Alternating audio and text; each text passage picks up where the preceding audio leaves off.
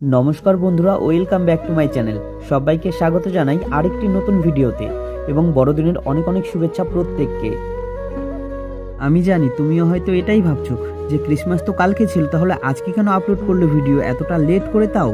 আর জানো তো, আমি কিন্তু 23 তারিখ এবং 24 তারিখ দুদিনই দুটো কেক বানিয়েছিলাম। সেই কেকগুলো কিন্তু আমাদের বাড়িতে যে দুজন রয়েছে তারা কিন্তু খেয়ে শেষ করে দিয়েছে। তো যাই হোক, তখন আমি ভিডিও ক্লিপ নিতে পারিনি, কারণ সেই কেকগুলো কিন্তু আমি বানিয়েছিলাম রাতে। তো এই জন্য এই কেকটা আমি আবার নতুন করে বানাচ্ছি এবং খুব ভালো মতো প্রত্যেকটা ক্লিপ নিয়ে নেব। প্রথমে কিন্তু কেক বানানোর জন্য আমি 2 কাপ দুধ এবং 2 কাপ চিনি কিন্তু গুঁড়ো করে একসঙ্গে মিক্স করে নিয়েছি। তারপর নিয়েছি 1 কাপ তেল এবং কিছু ভ্যানিলা এসেন্স। এই উপকরণগুলোকে একসঙ্গে খুব ভালো মতো মিক্স করার পর কিন্তু আমি নিয়েছিলাম কিছুটা ময়দা নেওয়ার পর নিয়েছিলাম 1 চামচ বেকিং পাউডার, হাফ চা চামচ বেকিং সোডা, একটু লেবুর রস এবং সামান্য লবণ দিয়ে কিন্তু খুব ভালো মতো এই যে বাটারটা রয়েছে এটাকে মিক্স করতে হবে।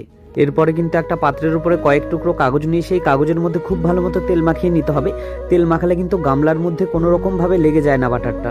তারপর উনান জ্বালিয়ে কিন্তু আমি এখানে কড়াই বসিয়ে নিয়েছি এবং কড়াইয়ের উপরে আমি দিয়েছি বালু। আর বালু দেওয়ার কিন্তু একটাই কারণ, অনেক সময় দেখা যায় যখন এই কড়াইয়ের উপর আমরা কেকের পাত্রটা বসাই তখন কিন্তু অনেকটা পোড়া পোড়া ভাব হয়ে যায় কড়াই, এই জন্য বালুগুলো দিয়েছি আমি। একবারে কাজু কিশমিশ দিলে কিন্তু একদম নিচে চলে যাবে, তাই আমাদের খানিকক্ষণ পরপর কিন্তু ঢাকনা উঠিয়ে দেখতে হবে এবং কাজু কিশমিশ দিতে হবে যতক্ষণ একদম পারফেক্ট ভাবে ফুলে না যাচ্ছে। নামানোর আগে একটা শলার কাঠি দিয়ে চেক করে নিতে হবে। তো চেক করে নিয়েছি, আমি নামিয়ে নিলাম। এবার কিন্তু কাটছি, এবার কিন্তু রিভিউ নেওয়ার পালা। কেমন হয়েছে কেকটা কিন্তু অনেকটা স্পঞ্জি হয়েছে। একটা বাইট কিন্তু নিয়ে নিল এবং খেয়ে বলল, ও সেই লেভেলের। তো ভিডিওটি কেমন লাগলো অবশ্যই কমেন্টের মাধ্যমে জানাবে। ততক্ষণ সবাই ভালো থাকবে, দেখা হচ্ছে নেক্সট ভিডিওতে। চলো সবাইকে টাটা।